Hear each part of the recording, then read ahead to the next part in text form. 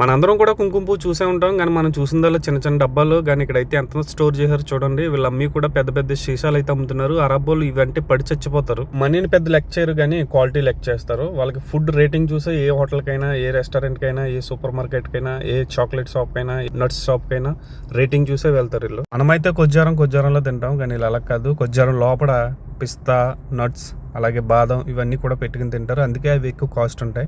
ఇక్కడ చాలా రకాల నట్స్ అయితే ఉన్నాయి, కానీ ఇక్కడ నాకు పేర్లు తెలీదు. మీరు చూడండి, మీకు తెలిస్తే నాకు కామెంట్ రూపంలో తెలపండి. కానీ ఇది ప్రతిదీ కూడా చాలా కాస్ట్ ఎక్కువ.